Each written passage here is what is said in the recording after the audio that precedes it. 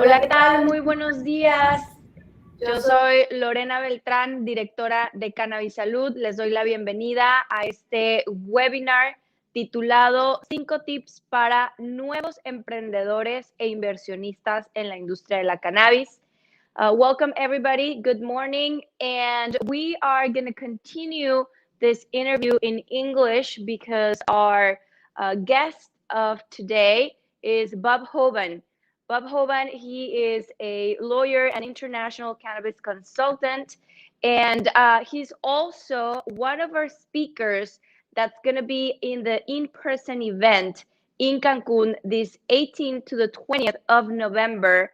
That's Cannabis Salud Business and Investment Summit, and you have a chance to meet Bob and many other international speakers that will be sharing their experience, their knowledge, and everything they know around the cannabis industry. Bob, welcome. Thank you so much for joining us today. Thank you, Lorena. Thanks for having me, and I do look forward to the event in Cancun in November. I think it's the timing is going to be perfect with what's happening in Mexico with its coming legislation. So really looking forward to getting down there, but thanks for having me.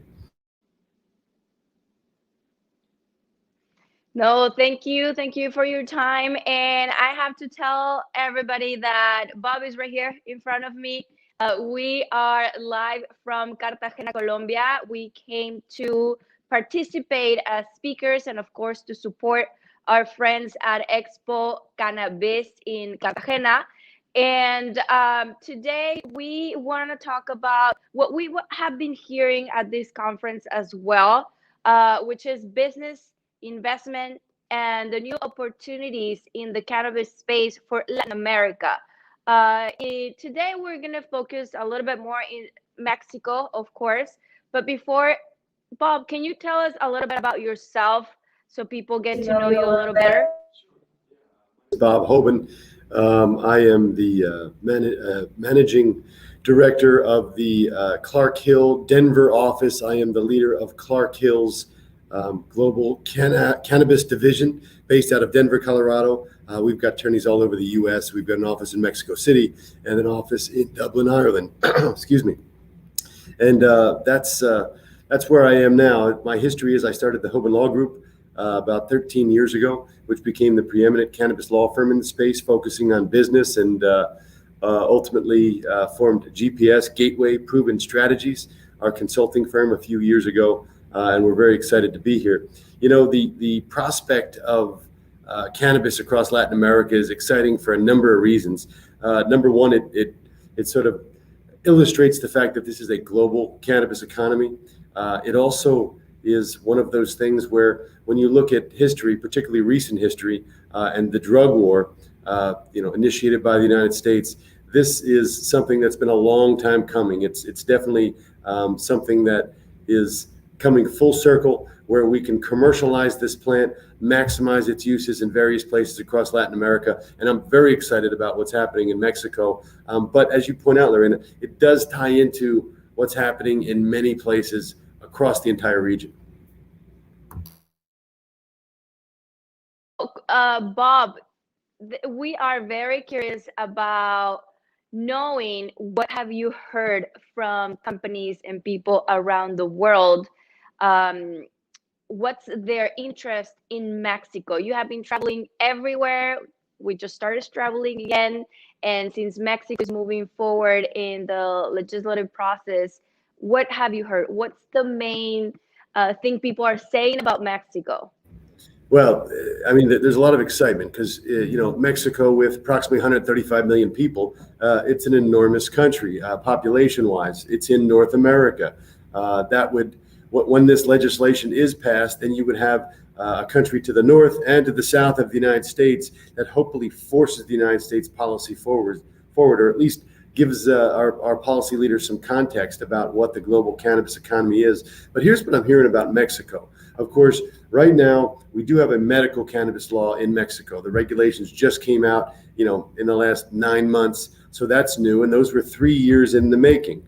That medical legislation has been in place for a while. Right now, we see some test imports into Mexico of THC ingredients for purposes of research and development. But it's the new law that really is exciting, because right now you've got the medical law, and then you've got this notion that CBD or hemp-derived products can be imported into Mexico with approval from COFEPRIS. And then if this law passes, or when this law passes, it would be a game changer, because it basically legalizes the cannabis plant and regulates all of the uses. So you would see adult use dispensaries, for lack of a better way to put it. You would continue to see the growth of the medical program with a pharmaceutical ingredient grade approach to it. You would drive CBD and hemp derivatives into that same channel. There's a lot of things for human consumption that comes out of this. But what you and I have talked a lot about, think about the uses of the hemp plant. Think about how hemp can be used for door paneling and as plastics and as the building blocks for certain types of fuel, biofuels and the like. These are the types of things that I think would fit quite nicely, particularly in northern Mexico with the manufacturing facilities there. Understanding how to cultivate cáñamo, how to process it in a form that can be used in other industries, and then ultimately replacing that biomass.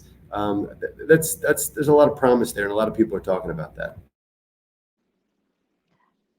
Definitely. So industrial hemp, it could be a really good area, part of this industry, because as you mentioned, we have the medical, we have the recreational, we have the industrial, and it seems that Mexico could be a leader in the industrial hemp industry, right? Yeah, 100%. I mean, I alluded to it a moment ago, but one of the things that I look forward to from a market perspective, first we've got to get the law enacted, right? The law will create the clarity that business owners and investors require. Once that law is in place, then people know that they can come in. You've seen it, we've all seen it. People selling, alleged licenses in Mexico, but this happens in every jurisdiction where there's something new. There's no law, there's no clear framework yet that allows for this from a commercial perspective. But one of the things that I was alluding to a minute ago is the fact that, think about automobile manufacturing, at least automobile part manufacturing. There are a number of manufacturing facilities from Monterrey all the way across northern Mexico, and those facilities produce components that go into automobiles for assembly. Most automobile manufacturers at this point in time have industrial hemp built into their specifications for at least door paneling, because it deadens the sound, it keeps the passenger compartment quiet. Knowing that is a fact, and understanding that these are specs that are already in place, how does the industry create the law, start to cultivate industrial hemp, and process it so that these automobile part manufacturers can use that material, that raw material, to produce things like that door paneling, and that's really where things will start to get moving. And of course, plastics. Think about how many plastic bottles are used across Mexico, but around the world, frankly, for human consumption. Families use 2 to 4 liters per day, oftentimes contained in plastic bottles. How about looking to replace that with a bioplastic derived from industrial hemp? Totally. And you said something very, very important, because we have seen this gap in the United States, maybe Canada as well, where industrial hemp is legal, even at a federal level in the United States, but still we haven't seen that industry really develop.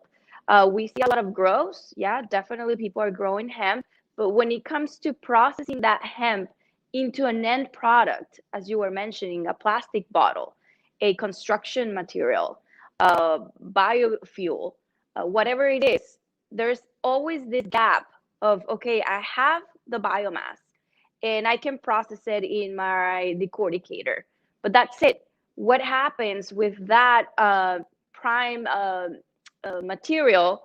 Well, there's nothing that connects that biomass with the other industries that can transform that and manufacture an end product. And Mexico has that opportunity because, as you were saying, we are a manufacturing country, like China, like India, and other countries in South America, but definitely textiles, automotive parts, construction materials is something that we really have to pay attention to. as a consultant as well, being in Mexico and talking to private companies and even legislators, when you say cannabis industry, cannabis business, they think about growing cannabis, mainly marijuana, and having a CBD product line. That's all they think about. And we really need to make sure people are educated in other areas, in other opportunities out there in this cannabis industry, and industrial hemp is one of them. Bob, something that that's different of our country, different from other countries, because I hear a lot of people saying Mexico, it's a hard player. There's a lot of corruption, as you were mentioning. We see fake licenses that are being sold. So there's corruption. There's the war on drugs. Still, the organized crime and all these things that we hear about Mexico. Are we that different from other Latin American countries? And is it a bigger challenge to get in the industry here? Well, certainly it's an enormous challenge, right? Because of all of the things you said. Plus, I mean, we're not even diving into the narco-political details about how this will unroll. But think about it just from a cultural perspective right now. You're taking something that was vilified, which was made illegal, cannabis, marijuana, and which was the subject of so much violence and just adverse impact on society across Mexico over the years. And you're saying all of a sudden that this plant isn't bad, it's actually good, and it has a lot of benefits for society. So let's create a law around it. Let's create regulations that allow for the use of that plant in a commercial and regulated way. That's a very, very different message and a different treatment than we've seen when you talk about Mexico and cannabis over the last 50 to 80 years and beyond. And that's really the interesting thing here. So think about that. Even if you can get up and running in Mexico in the short term, when the law is passed, you have your medical law in place that will continue to unfold with the new regulations. We have the industrial hemp law coming that will ultimately allow for widespread cultivation, which will hopefully facilitate those types of industrial uses. But when these laws come, how do you create the third category, the domestic distribution category, and not just for things like CBD that are not intoxicating, but for adult use dispensaries, which I know are part of this legislation, which is coming down the road. What is the sentiment among your average Mexican citizen, given the cultural and the historical backdrop around this plant? Are people going to consume cannabis at an adult use facility? Are they going to buy it from a regulated commercial place? Are they going to look at it through the lens that I described a minute ago, that this has caused so much trouble for our society and for people across Mexico, that at the end of the day, you want to resist that? That's the thing that's most interesting to me, because you can look at creating an industry for export, industrial and scientific uses, but creating that domestic distribution component is really going to be the key to success. And if Mexico can do that right, then it does separate itself from many of the other Latin American countries, to your question. That is what the difference maker is, because most Latin American countries, like we are here right now in Colombia, they look at an export primarily model. But you really have to have that balance between export and domestic use.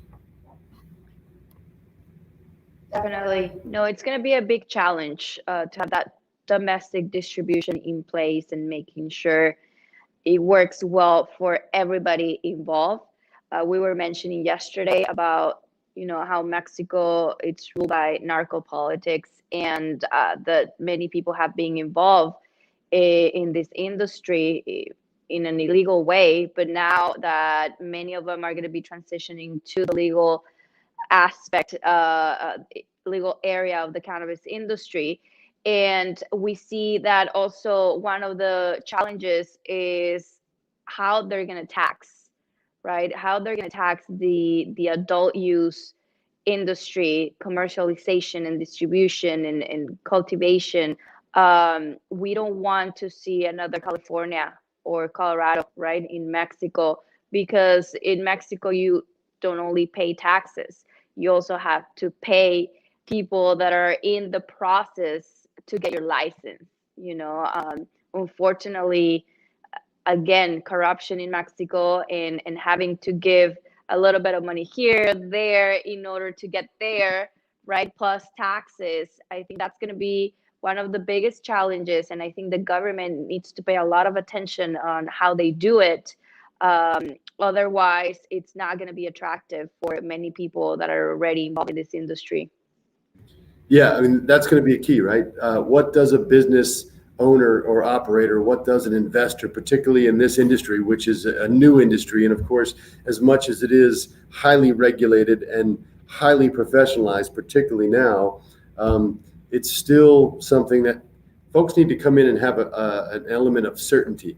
When you go into a new market, you need to understand what the rules are from a legal and regulatory standpoint. You need to understand what the market dynamics are. What are the percentages of consumers? What are they looking for? But you also need to have that stability and consistency about continued operations of your business. And those are some of the questions that will ultimately play out. But again, you do have three very distinct sectors under the legislation, and that already exist. You have that medical sector, very, very different. That you're looking at something where research can be done, formulas can be developed in conjunction with the Mexican government and approved in conjunction with governmental agencies and authorities for export. Then you have the industrial hemp. That's the part that's going to be the most wide ranging. Then, of course, the third category is the adult use or the dispensary network ultimately. That's probably where, as you point out, some of those things are more likely to occur, and that's where the most uncertainty is. And that's probably the biggest challenge for Mexico is how do you take something that's always been sold, on the corner or, under the table, bring it above board and expect it to be a good business, a neighbor, a business owner, comply with regulations. That's what will remain to be seen. Yeah, definitely. There's still a long way to go here in Mexico, but definitely we started to see many opportunities, as you were mentioning, in the medical area. There's a lot that we still need to do there, right? In terms of research, we don't even know half of the compounds of the plant.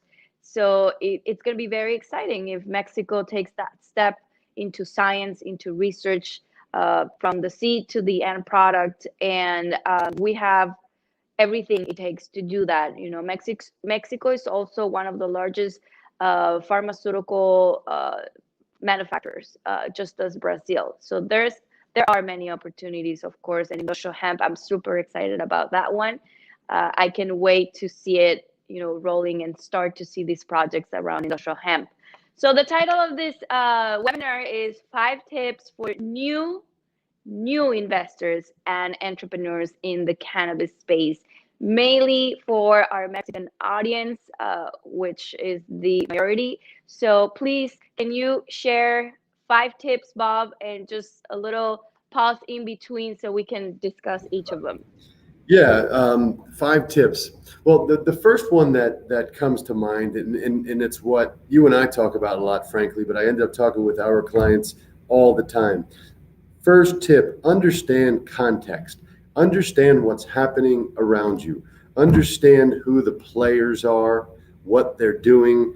Don't think just because you have an idea that idea is the only one, you're the only person with that idea ready to implement that under a new law or a new industry. So that's the context part of it. You need to know everything that's going on around you. And that's usually an easy thing to do in most industries. In this industry, it's not easy to identify context because it is extremely fractionated. In other words, there's just so many different pockets that believe what they're doing is ultimately what this industry promises.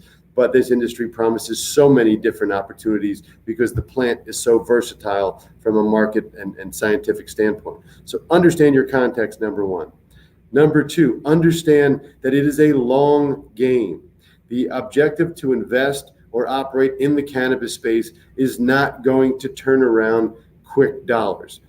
This is something that if you play this correctly, you can be a player in an industry that's growing, that is global in scope. To me, that's the most exciting thing. So when I see folks coming into the industry and they want to make a quick dollar, or they want to just go in, take the company public and disappear, I understand the motivation behind that. That is, a viable business pathway. But if you are here and you create something that is indeed built to last from a business standpoint, those are the things that will create the most opportunity in the long run, and it'll make any short-term gains that you give up exponentially more beneficial in the long run. Okay. Great. So those 2 points, those 2 tips, I think they are connected. As you were saying, context, do something different, get creative. And I feel bad sometimes because I get a lot of people, coming and approaching me and to tell me, hey, I have this idea and I'm going to do this and that. And you're like, oh my God, I've seen this before. Somebody else is doing it already. But I think the difference between all these projects and business plans is the story they tell, right? Because at the end of the day, okay, it's hard to make a CBD product line completely different from that one over there because we're limited on products also because of our regulations, right? But the story that you tell behind the product and also connects with your second point because as you were saying, many people are just investing in public companies, that, yeah, they're raising a lot of money, but then in a few years, we don't know what they're going to be. But if you're telling the story, each story, that's completely different. That's your difference. If it's a CBD product line, if it's a cultivation facility, always try to tell the story behind what motivated you to have that company, to create that project, but not only that, the story of the people working with you. Because when you start connecting those stories with your audience, with your clients, I see that you have more loyal consumers of your products, of your services, if you engage in that way. What do you think? I agree with you 100%. I think that's ultimately one of the keys to this thing is to really be thoughtful about what you're going to do. As much as it sounds simple to create a product from a plant and sell it, whether it's cannabis or other plants, this has been done over and over and over again for industry and commerce for as long as there's been human beings. This is a different opportunity. And this opportunity, if it is done right, can be done correctly, which kind of leads me, Lorena, to the next 2 things I would point out and they're related. They might sound like even the same thing, but I think they are related. Number 3 would be, right? Don't think that you can do it all yourself. As much as you have a great team and as much as you might have experienced people, understand that you need help, and there are people that have succeeded at a very high level on a global scale in just about every element of the business you're going to do within cannabis.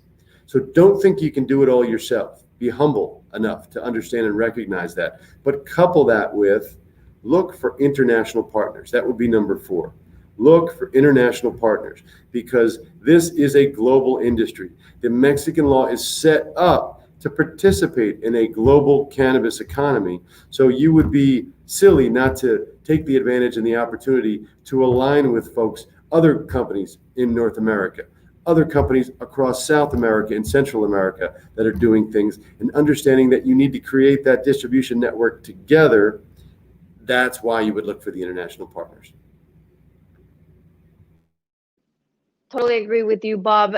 Thank you for sharing that. And actually, you'll be hearing more about this specific point in Cannabis Salud Business and Investment Summit, where Bob will be sharing information on the global market, how to avoid certain mistakes that we have seen over and over in different countries that are regulating cannabis, but mainly where is Mexico going to fit in when it comes to the international uh, story, right? The international spectrum of the cannabis industry, and which commercial relationships we need to start building, and which countries that are already regulating, and that pretty much we're going to be having this match between, I don't know, Mexico and Colombia. We see that happening soon.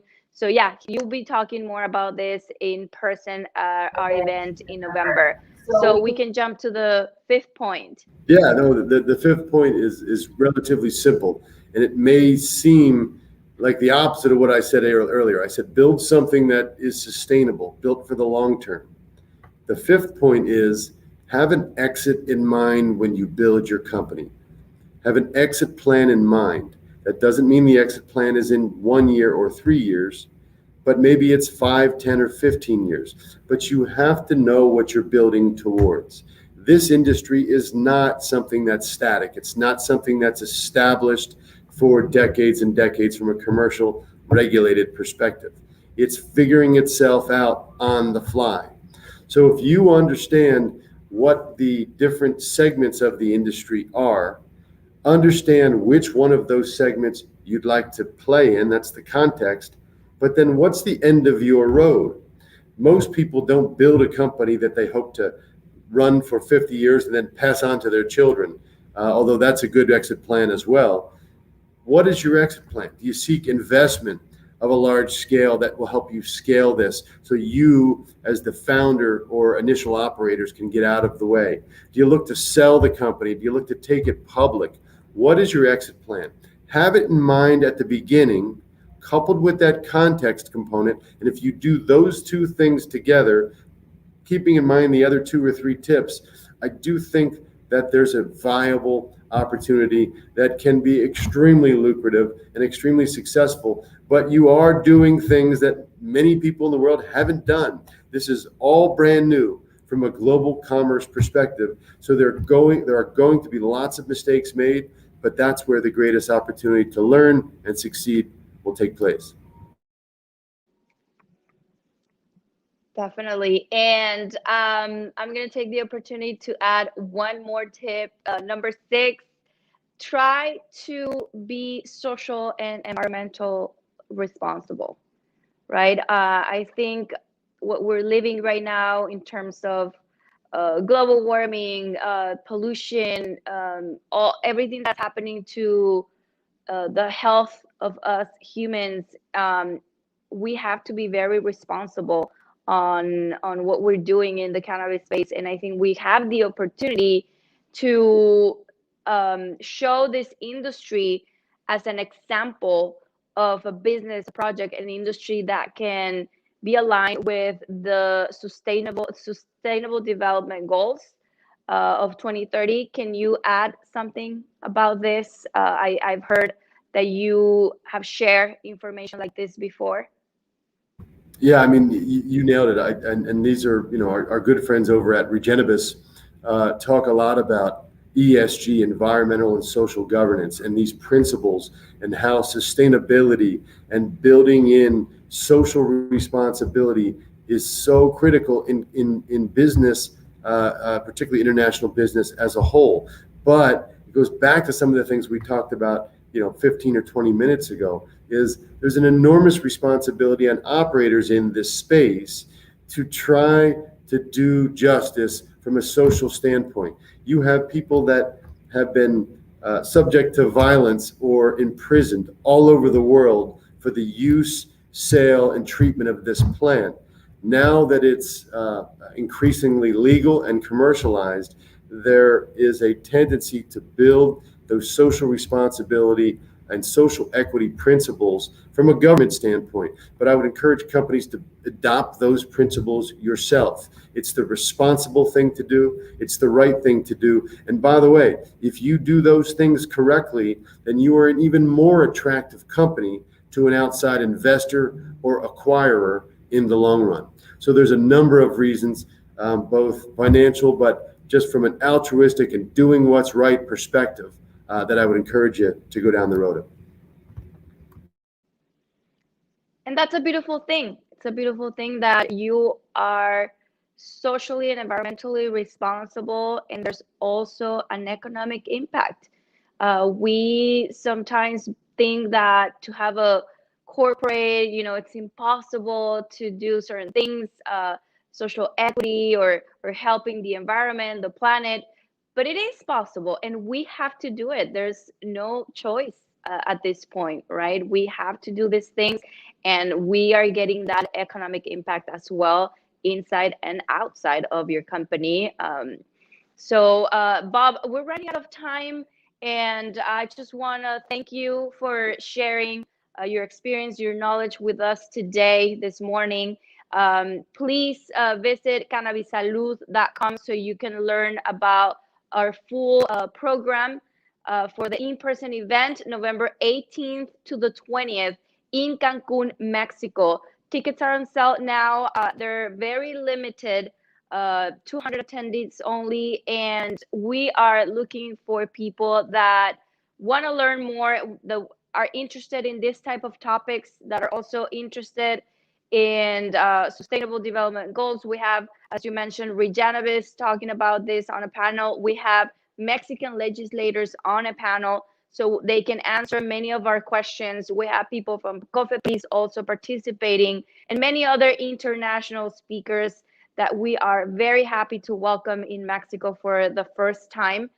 So please go and visit cannabisalud.com, our social media, cannabisaludmx, and don't miss all of our webinars every Thursday morning until the day of the in-person event.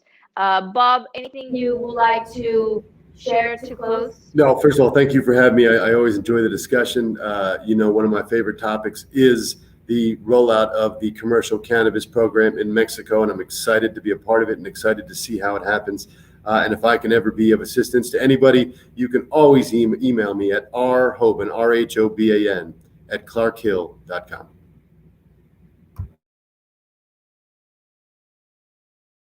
Thank you, everybody. Thank you to all of our sponsors, our title sponsor, Juicy Fields, for supporting each and every single day until our event.